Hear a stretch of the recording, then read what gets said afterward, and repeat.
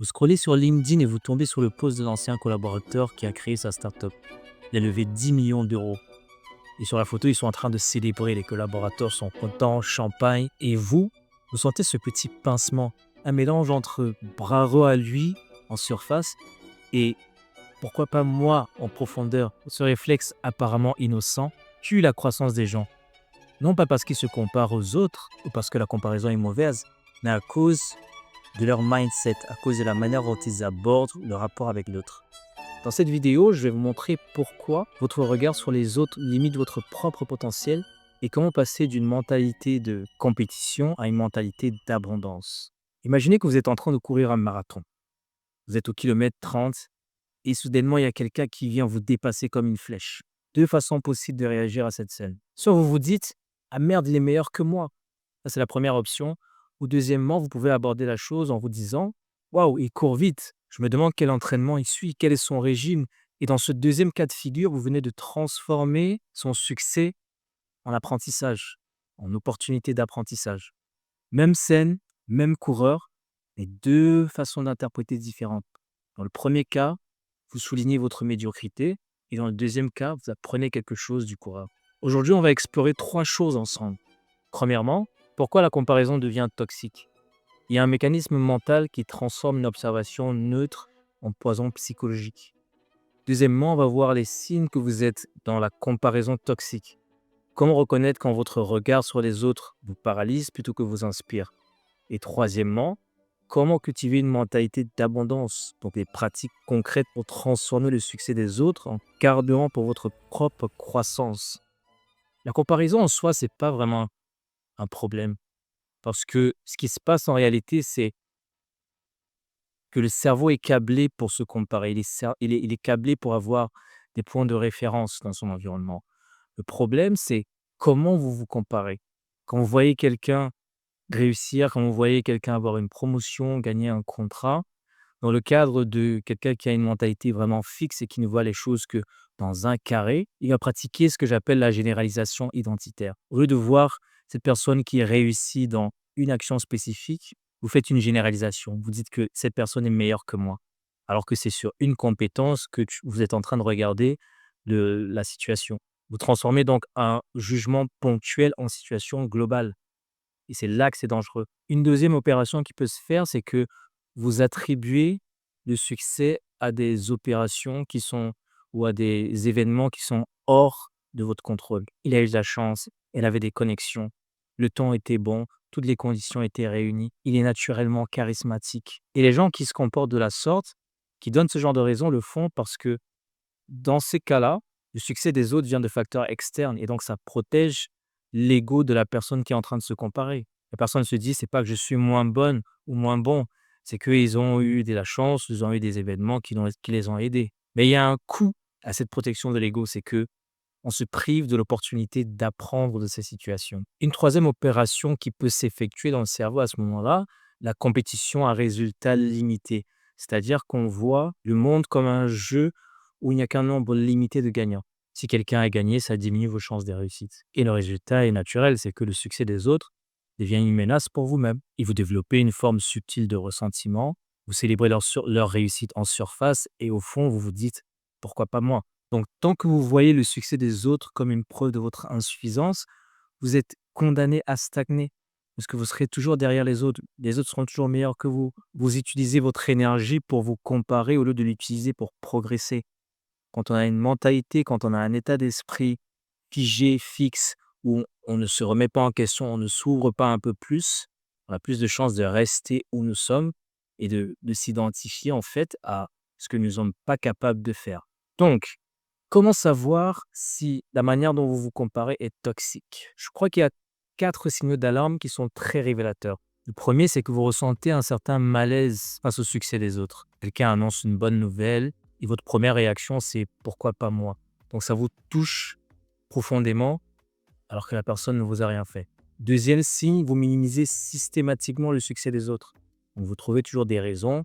Oui, enfin, il a levé des fonds, mais sa boîte n'est pas rentable. Elle a eu cette promotion, mais c'est juste politique. Il a gagné ce contrat, mais c'est parce qu'il a cassé les prix. En fait, vous trouvez toujours des raisons externes, comme on a dit tout à l'heure, pour justifier la réussite des autres. Troisième signe, vous évitez les gens qui réussissent plus que vous. Parce que dans ce cas-là, ça sera un signe de votre médiocrité, en tout cas ce que vous interprétez comme une médiocrité. Donc vous préférez rester dans un environnement où vous êtes le plus avancé ou alors que vous maîtrisez.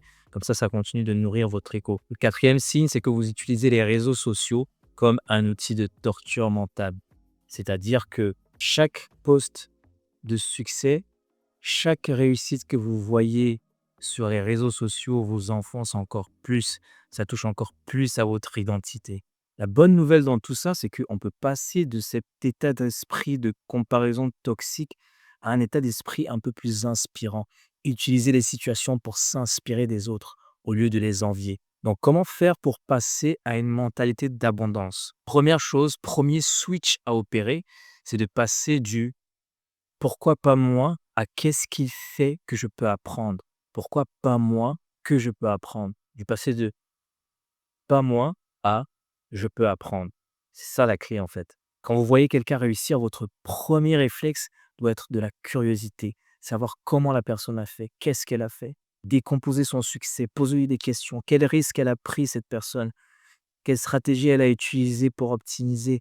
Qu'est-ce qu'elle a fait globalement pour arriver au résultat qu'elle a obtenu? C'est hyper important. En faisant ça, en fait, ça change déjà en étant dans le mouvement, dans l'action, ça change la perception, ça change l'état d'esprit à un état d'esprit fixe sur le résultat, à un état d'esprit centré sur le processus. Et ça, c'est déjà un pas vers le changement. Le deuxième switch, c'est de célébrer activement le succès des autres.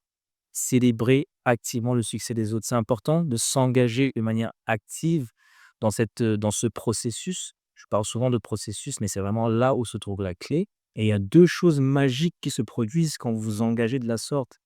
La première, c'est que vous recablez déjà votre cerveau, vous reprogrammez votre cerveau d'une certaine manière. Il apprend à associer la réussite aux émotions positives. Et en fait, même si c'est la réussite des autres, au final, à travers cette association, votre propre réussite va venir activer des émotions positives. La deuxième chose qui se passe, c'est que vous apprenez. En célébrant avec les autres, vous apprenez parce qu'en leur posant des questions, ils seront évidemment ravis de vous répondre, ravis de vous montrer comment ils ont fait, vous montrer le cheminement, de vous aider, même de vous accompagner.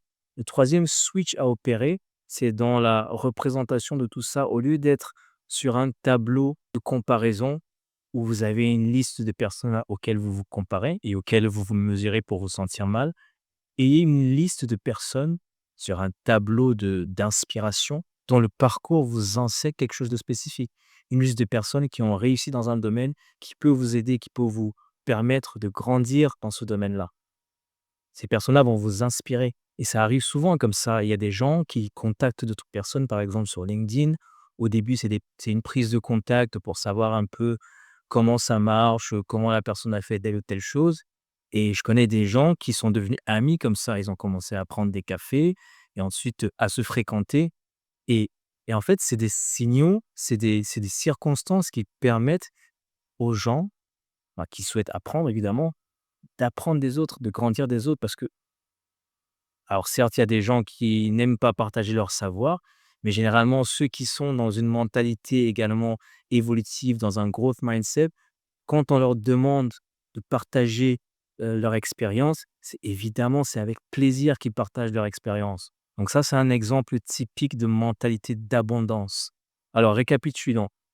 Qu'est-ce qu'on a vu dans cette vidéo? Premièrement, on a vu comment la comparaison devient un piège toxique quand on transforme le succès ponctuel de certaines personnes en un jugement global sur la situation entière. Deuxièmement, on a vu les signes clairs qui montrent que nous sommes dans le cadre d'une comparaison toxique, le malaise face au succès des autres, la minimisation systématique de la réussite des autres, l'évitement des gagnants, le scrolling compulsif et je dirais même adaptatif au mal-être. Et troisièmement, on a vu comment cultiver une mentalité d'abondance, c'est-à-dire en passant du pourquoi pas moi à qu'est-ce que je peux apprendre, en célébrant activement le succès des autres et surtout en se créant une liste de personnes qui nous inspirent. Donc le succès des autres peut totalement être une feuille de route parce que à travers le succès des autres, on peut identifier les compétences qui nous manquent, on peut identifier des moyens, des stratégies et surtout si les autres sont prêts à partager avec nous, ça fait encore plus à gagner pour nous. Donc la prochaine fois que vous voyez quelqu'un qui a réussi, posez-vous quelque temps et demandez-vous qu'est-ce que cette personne a fait pour arriver où elle est arrivée. Avec un peu de chance, vous pouvez même contacter la personne. Avec un peu de volonté, vous pouvez contacter la personne, vous renseigner sur ce qu'elle a fait, comment elle a abordé tel ou tel problème. Et même si elle ne vous répond pas, vous n'aurez rien perdu. Au final, c'est à vous de choisir la manière dont vous voulez interpréter le succès des autres. Est-ce que vous voulez vous comparer et vous et tout le temps vous mettre dans une posture où vous vous sentez inutile ou incapable, ou est-ce que vous voulez vous inspirer justement de ce succès-là, utiliser ces compétences, ces stratégies que ces personnes utilisent pour vous aussi avancer et vous développer? Donc voilà pour cette vidéo. Dans la prochaine vidéo, on va parler d'un outil concret pour sortir de cette spirale de la comparaison.